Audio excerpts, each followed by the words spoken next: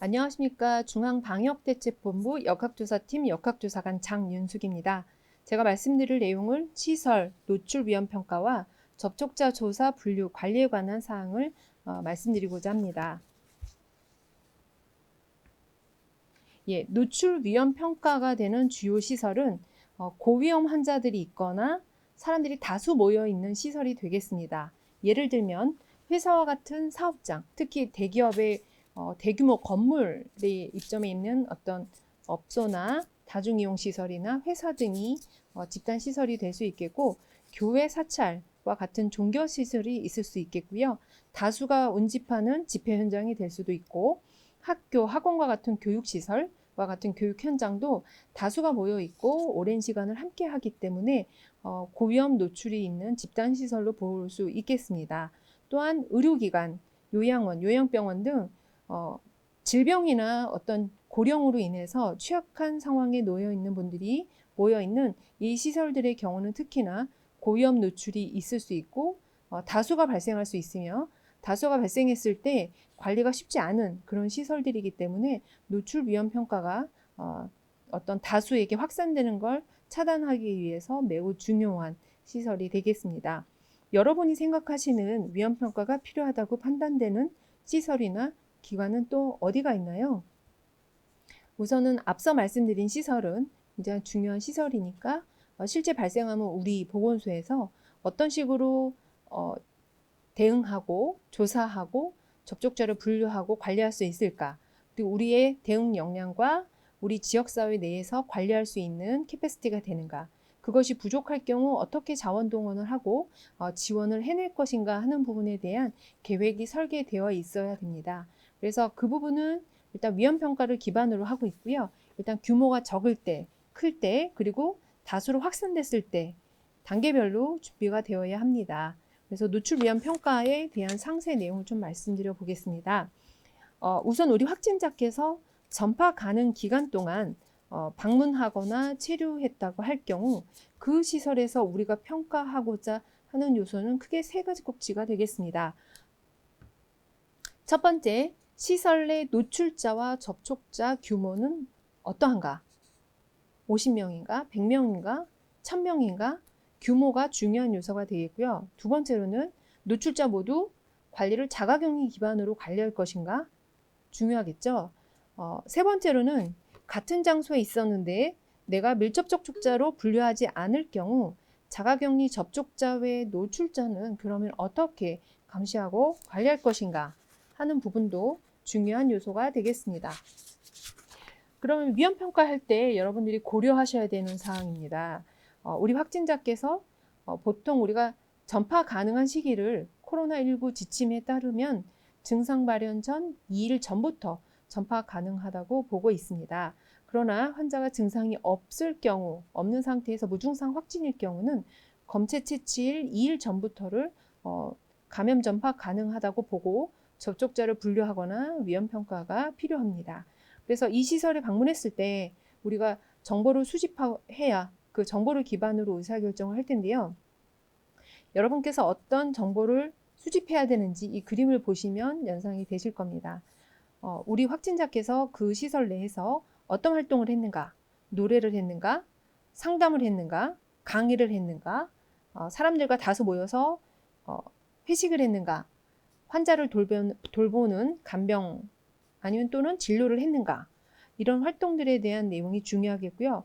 그러면 그 활동을 하는 동안 마스크를 착용했는가, 그리고 우리가 알려져 있는 방역 수칙들을 지키면서 그런 활동들을 했는가, 이런 것들을 평가하는 게 필요하겠죠. 우리가 5월부터 생활 방역 체계로 전환이 되었는데요.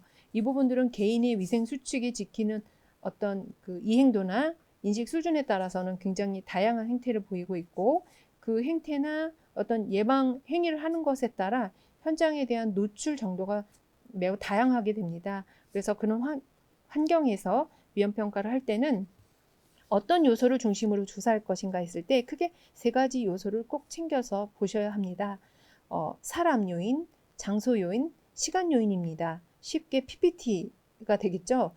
그러면 이 사람 요인에서는 어떤 걸 살펴보냐면 이 확진자가 첫 증상이 언제부터 생겼을까? 증상이 있었는가? 그리고 기침은 했는가?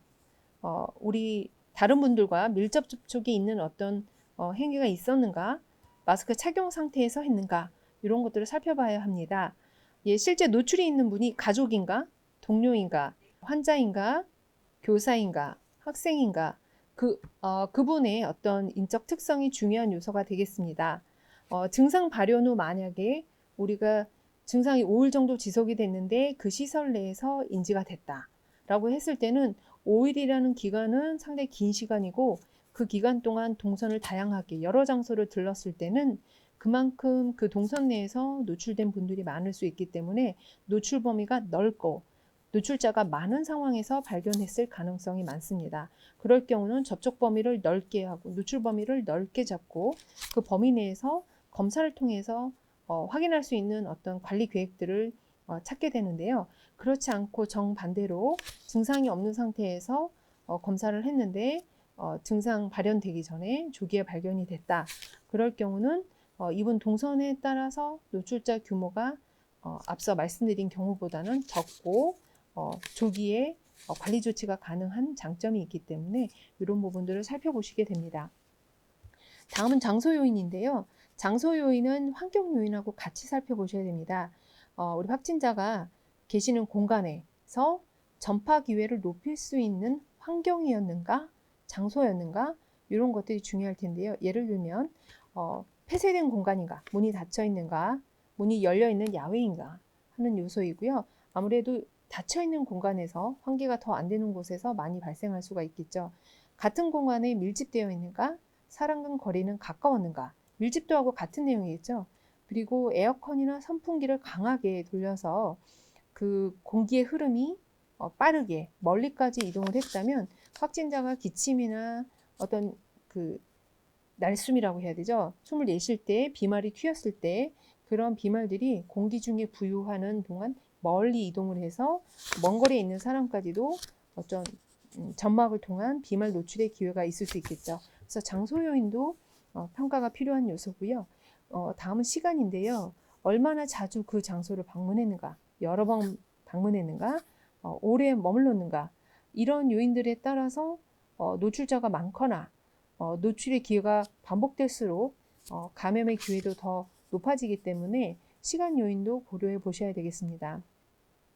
아까 장소 요인에서 예시를 들어볼 텐데요. 노출위험 평가가 필요한 그런 장소들에서 노래방, 교회, 의료기관, 우리 미디어에서 접하셨겠지만 이미 여러 다양한 장소에서 집단 발생이 있었었는데요.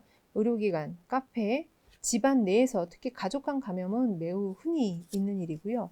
그리고 기숙사나 이런 집단 생활을 하는 곳, 그다음에 단독 건물 내에서도 자동이용 시설 내에서도 일부 발생하는 사례들이 있었기 때문에 이런 장소에 대한 노출 위험 평가에서 어떤 요소들이 고려해야 하는지를 고민해 보시는 게 필요하겠습니다. 이 위험 평가 같은 경우는요, 이 평가 우리가 수집한 정보를 토대로 어떤 매트릭스에 의해서 기계적으로 평가를 할 수 있는 상황은 아니고요. 우리가 수집한 정보를 통합적으로 판단을 해서 밀접 접촉 여부를 판단을 하고 이 사람들을 자가격리 형태로 관리할 것인가 아니면 그 노출 범위 내에서 검사를 통해서 적극 발견하고 능동 감시만 할 것이냐 이런 식으로 현장 상황에서 조정을 하게 되거나 결정하게 되어 있는데요. 표준화된 위험 평가는 어렵고 현재로서는 상황에서 수집된 정보를 토대로 결정을 하게 됩니다. 그래서 앞서 설명드린 내용은 간단히 표로 요약하자면 이런 표로 제시할 수가 있겠는데요.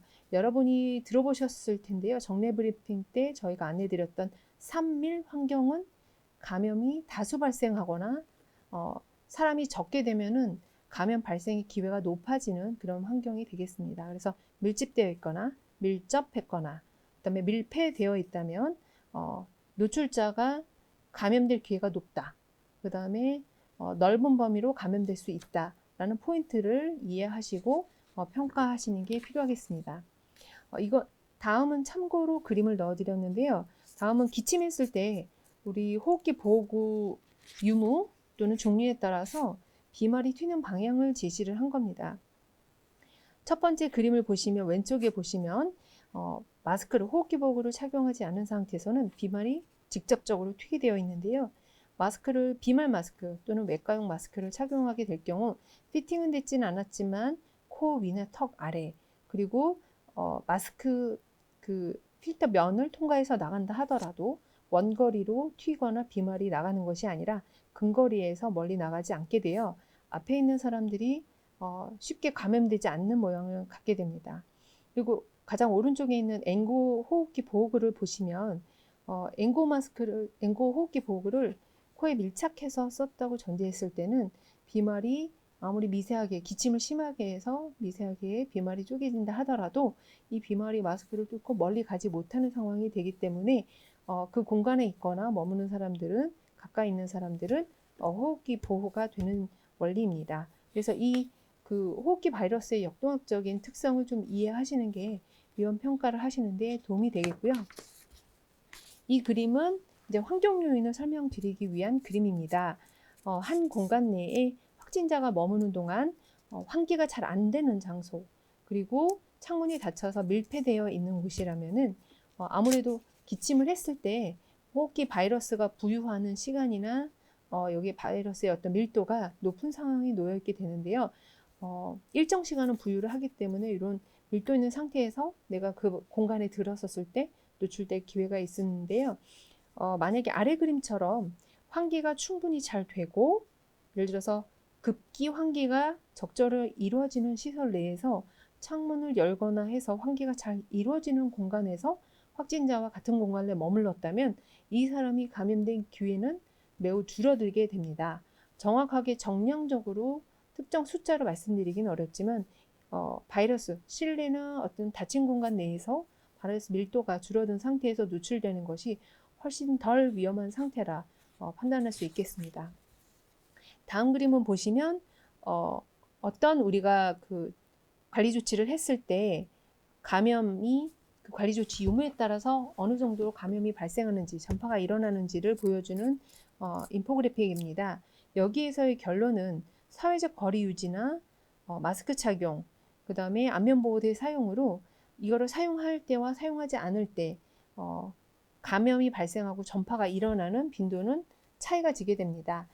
여기서의 그러나 결론은 다 보호구를 써도 이 어떤 관리 조치를 하지 않을 때에도 감염은 관리 조치를 함에도 불구하고 감염은 일정 부분은 발생한다는 부분인데요.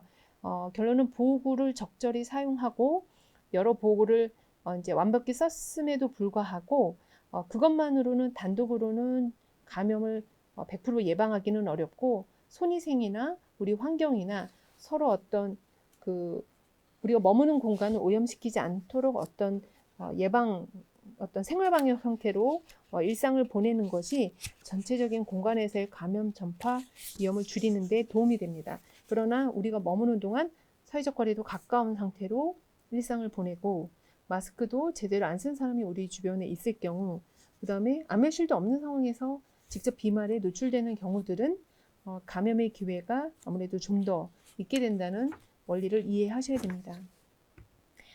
다음은 위험평가 전 여러분께서 꼭 확인하시게 될 상황인데요.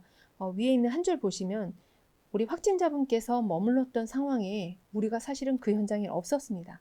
그럼에도 불구하고 그 현장에 있었던 분들을 우리가 어떤 정도의 위험 수준을 갖고 있는지 그리고 어떤 분들을 격리가 필요하다고 판단을 해야 하는지 참 어려운 문제인데요.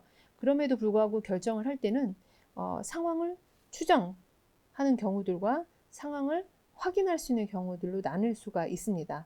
상황 확인이라는 것은 CCTV나 우리가 어떤 객관적 면담을 통해서 좀 더 정확하게 다양한 정보를 가지고 어느 정도 사실이 확인된 카드 사용 내역, 그다음에 GPS 동선, 그다음에 이런 CCTV 확인과 같이 어떤 객관적인 정보를 토대로 상황을 확인할 정황들이 있게 되면 아무래도 노출자 중에서 어떤 사람들이 격리가 필요한지 그 접촉자를 분류함에 있어서 굉장히 비교적 명료하게 정할 수가 있겠지만 그런 정보가 불완전하고 단시간 내에 의사결정을 해야 하고 이런 상황에서는 상황을 추정해서 의사결정을 할 수밖에 없습니다. 그래서 좀 더 정확한 정보를 토대로 우리가 의사결정할 때 좀 더 안전할 수가 있겠는데요. 그렇다면 어떤 정보를 가지고 평가를 할 것인가 했을 때 여기에 보시는 바와 같이 시설 특성 또는 그 기관의 특성, 인적 특성 또는 발생 현황, 그 기관에서의 관리 상황이나 대응 역량 등이 중요한 위험평가 요소가 되겠습니다. 그래서 그 시설의 규모가 크냐, 층 규모는, 배치는 어떻게 되어 있느냐, 공간 배치는 어떻게 되어 있느냐, 우리 확진자가 머무는 공간이 다른 공간하고 이어지는가, 확진자가 다녀야 될 동선이 많은가, 그 다음에 이 시설의 운영은 뭐 평일만 운영했나, 야간에도 운영했나, 여기에 운영 방식이나 이런 시설 정보에 따라서 우리 확진자 동선이 달라질 수 있기 때문에 또는 노출자 규모나 그 범위가 달라질 수 있기 때문에 이런 정보를 포함해서 조사를 하시게 되고요. 이 시설에서의 업무 특성, 그 다음에 운영 방식, 근무 유형. 근무 유형이라 하면 예를 들어 상근에서 뭐 9시부터 6시까지 근무하는 구조냐, 뭐 오후 6시에 출근해서 밤새 근무하느냐, 3시에 마치냐, 밤새고 아침까지 가느냐, 여기에 근무자들은 데이 또는 이브닝 나이트, 이런 교대 근무냐, 아니면 24시간 근무하느냐, 이런 거에 따라 여기에 머무는 사람이 달라지고 이 사람들에 대해서 노출이 됐을 시기, 이런 것들이 달라지기 때문에 이런 시설 어떤 인적 특성과 시설 특성에 대한 정보를 충분히 조사하셔야 됩니다. 그리고 또 하나 인적 구성으로서 예를 들어 의료기관을 예시로 들면요. 의료기관이 종사자라 하면 의료기관 종사자, 뭐 의사, 간호사, 뭐 의료기사, 그다음에 뭐 영양사, 다양한 직군이 있겠고요. 이용자라 하면 환자나 또는 어떤 특성 시설에서 입소자, 방문객들이 포함이 됩니다. 그래서 이런 분들이 예를 들어 100명이다, 200명이다 하게 되면 이분들은 기본적으로 이 환경에서 노출이 있을 수 있는 잠재적인 인구라 볼 수 있는데요. 우리가 뭐 영문으로 population at risk라고 표현하는데 기본적인 전체 여기에 머무는 사람의 규모 중에 실제 환자가 발생하면 그거를 분모와 분자로 삼아서 저희가 발병률을 낼 수 있겠는데요. 그런 발병률의 기본 정보가 되는 거기에 머무는 사람들의 정보와 그 다음에 여기서 감염이 발생하는 사람들에 대한 정보를 수집하는 게 위험평가에 필요합니다. 그러면 우리가 이제 발생 현황에 있어서 조사해야 할 내용은 어떤 경과를 통해서 인지되었는가, 방역망 안에서 뭐 접촉자로서 격리되어 있다가 확인되었는가, 그러면은 이제 이 시설은 이 사람이 자가격리 들어간 지 수일이 지나서 발견되었을 때 노출 위험이 없거나 낮다고 볼 수 있는 그런 여건들이 되겠죠.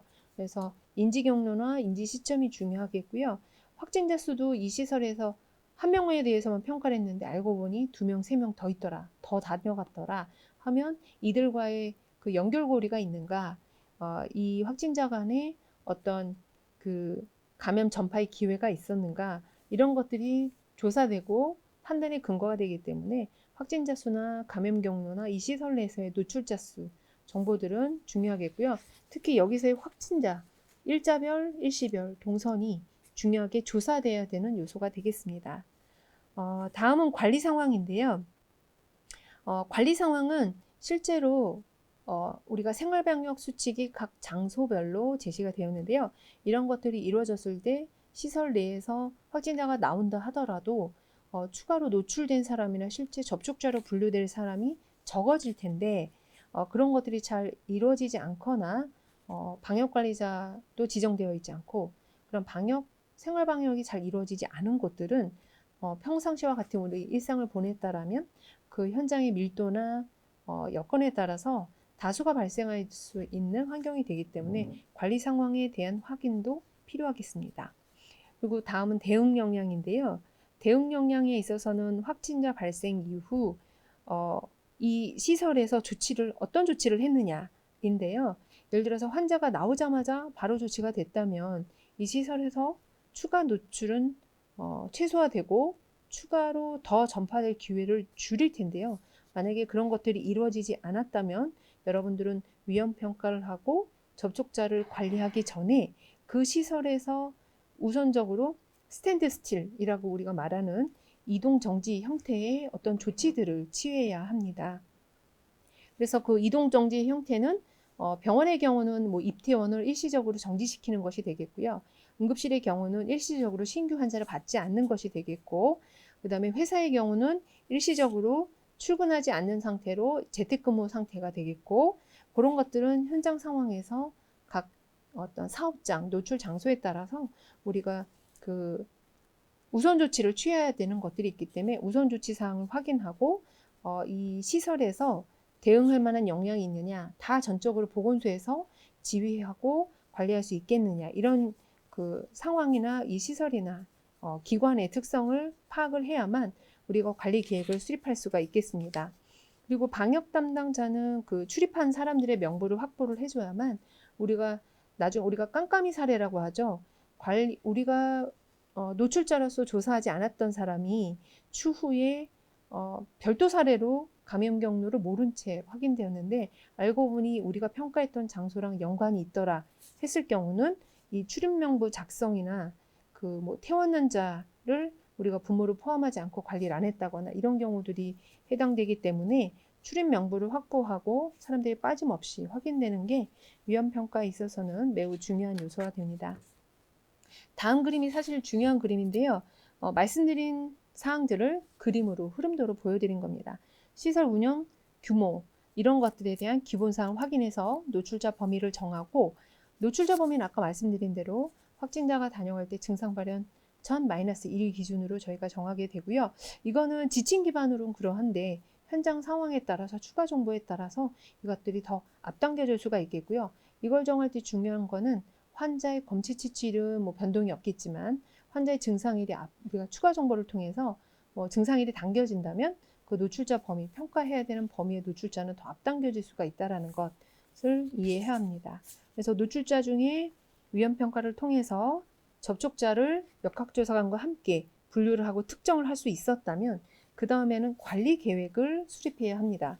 관리 조치를 할 때 관리 계획은 보건소하고 역학조사관이 얼마나 충분한 정보를 수집해 주느냐가 방역 조치를 결정하는 데 도움이 중요한 요소고요.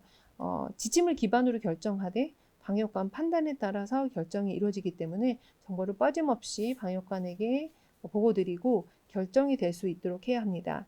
만일 이 관리 조치를 결정을 했는데 추가 확진자가 이 시설 내에서 발견이 됐다 했을 때는 이게 관련 사례인지 아니면 개별 사례인지 등 추가 그 정보에 따라서 위험 평가를 재평가를 실시하고 노출자 범위를 확대하고 관리 조치를 좀 더 강하게 강화할 것인가, 범위를 넓힐 것인가, 이거에 대한 평가가 이루어져야 되기 때문에요. 이 원리를 이해하시는 게 중요합니다. 그래서 노출위험 평가를 예시를 들면 다음 그림과 같이 제시할 수 있는데요. 자가격리 접촉자 중에 일부 발생할 수 있는 경우는 우리가 평가가 객관적으로 잘 평가가 됐고, 그다음에 노출자를 사실 확인을 통해서 대부분 확인할 수 있었을 때는 그 우리가 자가격리 한 사람 중에서 일부 나올 수 있겠죠. 이미 기노출이 있으니까 노출이 있었던 사람은 잠복기 끝나기 전에 언젠간 증상이 나올 수가 있고 진단이 될 수가 있거든요. 그래서 증상 발현돼서 검사하거나 격리 해제 전 검사를 통해서 발견될 수 있기 때문에 자가격리 한 사람 중에 일부 발생하는 거는 우리가 방역망 안에서 관리가 되는 건데요. 만약에 노출자 밖에서 관리할 범위 내에서 아닌 밖에서 추가로 확진자가 나오게 될 경우는 추가 전파 위험이 있을 수 있습니다. 그래서 기술할 때는 다음과 같이 기술해 주실 수 있겠고요. 노출 상황 평가할 때는 이 확진자의 감염 전파 가능 시기가 언제인가를 꼭 정하고 그걸 기준으로 범위와 시점, 범위를 규모를 정할 수 있다는 걸 기억해 주시기 바랍니다. 그리고 위험평가 오른쪽에 그림 보시면 확진자가 증상기 동안 지속적으로 어떤 시설에서 환자 발생, 그러니까 시설에서 계속 노출이 있었다면 위험도가 매우 높다라고 평가될 수 있는 요인들은 이렇게 확진자의 특성이 어떠하고 이 기간 동안 뭐 마스크를 착용하지 않았다거나 강의를 했다거나 여러 사람을 다수 만났을 때 그 다수를 특정하지 못하는 경우들은 노출 위험이 커지고 범위를 넓혀서 관리 계획을 수립해야 되는 경우들을 볼 수 있겠습니다. 기술을 하시는 예수는 이렇게 보실 수가 있겠고요. 다음은 노출자를 이제 정리했을 때는 그 규모를 이제 시설별로 확진자별로 이렇게 규모를 파악해서 노출자 검사를 시행한 경우 검사 현황을 이렇게 제시를 해주고 그 중에 어떤 규모가 실제 시스템에 등록되는 자가격리자인지 접촉자 규모를 제시해서 일목요연하게 알고 있어야 관리가 이루어지고 그 안에서 추가 발생했을 때 추가 위험 평가가 가능해집니다. 예, 그래서 결론적으로는 우리가 위험 평가할 때는 발생 현황과 위험 평가를 정리함에 있어서 여기서 제시되는 요소들을 포함해서 조사를 하시는 게 필요하겠습니다. 그래서 여태까지는 이제 위험 평가를 말씀드렸다면 저희가 이제 주요 조치를 결정해야 되는데요. 주요 조치는 확진자 관리가 되겠는데요. 확진자를 가급적 빨리 국가지정 격리병상 또는 격리가 가능한 시설로 이송했을 때 여기서 추가 전파 기회가 줄어들기 때문에 확진자 우선 관리가 중요하겠고요. 접촉자 관리는 접촉자를 빨리 파악해서 다중식 이용 시설이나 추가 위험이 발생하지 않도록 하는 게 필요하겠고요. 환경 소독을 통해서 우리가 간접적으로 환경에 오염된 그 바이러스를 손에 묻혀서 여기저기 묻히게 되거나 이 기회를 통해서 추가 전파될, 감염될 기회를 줄여주는 게 필요하기 때문에 이 세 가지 분야에서의 관리가 이루어져야 됩니다. 그리고 이 결과를 정리함에 있어서 기타로 이야기를 나눠야 될 거는 현장 평가 가신 보건소, 그 다음에 역학조사관 뿐만 아니라 그 시설의 책임자와 함께 상황평가 회의를 할 때 같이 논의돼야 되는 거는 그렇다면 격리 기간 동안 이 시설 관리는 운영을 중지할 건가, 부분적으로 운영을 중지할 건가, 아니면 그 다 자가격리자들이 들어갔기 때문에 추가 노출 위험이 없기 때문에 소독만 마치면 바로 정상 운영할 것인가 등에 대해서 기관 운영에 대한 논의가 이루어져야 되고요. 그리고 실제 기관 내에서도 우리가 자가격리 격리자만 이제 지침사항이 있는데 그러면 이 중에 위험이 아예 없다고 보기 어려운 그 노출 범위에 있는 사람들은 그러면 정말 우리가 평가가 정확하냐 이거를 저희가 확신하기는 어렵습니다. 그렇기 때문에 있는 사람들 그 기관에 여전히 노출 범위에 있지만 격리되지 않은 사람들에 대해서도 마찬가지로 증상 감시를 어떻게 할 것이냐, 능동 감시 형태로 할 거냐, 그 시설에서 할 거냐, 보건소에서 할 거냐 이런 부분을 정해야 되겠고요. 수동 감시 형태로 증상 있으면 리포트해라 하는 형식으로도 정할 수가 있겠습니다. 그래서 기본적으로는 그 지침을 기반으로 하지만 위험 평가라는 건 좀 다양하게 이루어질 수 있는 면이 있다라고 말씀드리고요. 그리고 그 시설에 운영할 때는 추가 환자가 발생하더라도 추가 전파가 없도록 감염관리 포인트에서는 어떤 것들이 보완되어야 되는지를 꼭 현장에서 그 시설 책임자는 기관 책임자와 꼭 이야기를 나누고 후속 조치가 이루어질 수 있도록 하는 것들이 필요하겠습니다. 그래서 관리계획에서 고려할 사항은 소독, 그 다음에 여기에 포함해서 일제 검사를 할 것인가 말 것인가, 그러면 검사는 누가 할 것인가, 언제 할 것인가, 여러 번 할 것인가, 한 번 하고 끝낼 것인가, 격리 해제할 때만 할 것인가 이런 것들이 정해져야 되겠고요. 관리계획에서 또 이제 효율적으로 관리를 하려면 보건소랑 직장 그 책임자 간에 한라인이나 협력 체계는 어떻게 가져갈 건가 이 절차도 반드시 그 상황평가 회의에서 결정하셔야 됩니다. 그리고 보건소 내 콜센터를 운영을 해서 직장이나 관련 어떤 노출자 범위 내에서 질문이 올 때 이것에 대한 응대가 가능하도록 해야 되는데요. 이미 많은 보건소가 운영하시리라고 봅니다. 그리고 또 하나 코호트 격리할 때요. 예를 들어서 요양원에 있는 그 입소자들을 저희가 다른 사실은 모든 사람들은 노출이 있다고 판단하면 1대1로 다 격리실 형태나 분리된 공간에 머물게 해서 상호 간에 추가 전파 기회가 없도록 하는 게 사실 방역일 텐데요. 우리의 환경은 모두 이게 가능한 상황은 아닙니다. 어떤 상황에서는 보낼 요양원, 그러니까 다 비어져 있고 늘 갈 수 있는 뭐 요양원이나 의료기관이나 일반 뭐 생활시설이나 이런 것들이 있는 건 아니어서 자원 확보는 확보대로 이루어지지만 확보되지 않은 상태에서 코호트 격리할 때는 중요한 게 감염 관리를 어떻게 강화할 것인가. 그 시설에 있는 간병인께서 직접 그 접촉자인 치매 환자를 지속적으로 보게 할 것인가, 아니면 의료인을 투입해서 의료 지원을 해서 그 시설 내에서는 간병인이 아닌 간호사가 치매 환자를 돌볼 것이냐, 아니면 이 요양원에 뭐 세탁물이라든지 식사라든지 폐기물이라든지 이런 것들은 위생적으로 어떻게 관리를 해낼 것이냐, 이런 생활 지원에 대한 계획이 같이 포함이 되어야 되고요. 그렇다면 이게 접촉자라는 건 이미 기노출이 되어서 일부는 이 중에 확진될 수 있는 잠재적인 잠복기에 있는 분들인데요. 이분들을 일반 사람들이 방문객들이 드나들면서 추가 노출을 하게 될 경우 추가 발생 위험이 있습니다. 그렇기 때문에 현장 통제도 보건소에서 할 거냐, 구청에서 할 거냐, 누군가가 경찰에서 지원을 나와서 현장에서 머물 것이냐, 아니면 직원들이 충분히 자체적으로 그 시설 내에서 관리가 가능할 거냐, 이런 것들을 검토를 해서 상호 의사결정한 상태에서 상황평가를 마쳐야 됩니다. 그리고 만약에 그 회의 상황에서는 확진자가 1명이지만 추가 환자가 나오면은 상황평가 회의를 어떻게 진행할 것인가, 어떤 확장 계획을 가져갈 것인가도 같이 논의할 수 있다면 유리하겠습니다. 그래서 저희가 말씀드릴 포인트는 위험평가라는 건 절대적인 평가가 아니라 그 상황의 맥락을 짚고 맥락 안에서 우리가 확진자 요인, 누출자 요인, 그 시설적 환경적 요인을 어떻게 위험하게 보고 어느 범위까지 관리할 거냐를 정하는 것인데요. 가장 중요한 건 의사소통입니다. 그 시설의 책임자와 저희가 가장 아이디어란 건요. 모든 사람들이 격리가 가능한 환경으로 가는 거지만 우리의 자원은 공간은 시간은 그렇게 모든 자원이나 이런 것들이 여유 있지는 않거든요.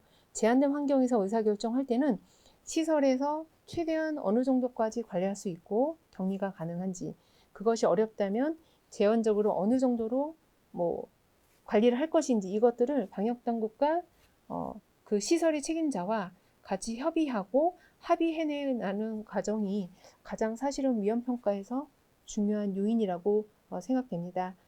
자세한 사항은 현장에 있는 역학조사관들과 궁금하신 사항은 같이 Q&A를 통해서 질문을 하시고요. 역학조사팀이나 추가 궁금하신 사항은 역학조사팀으로 문의를 해주시면 되겠습니다. 이상입니다. 감사합니다.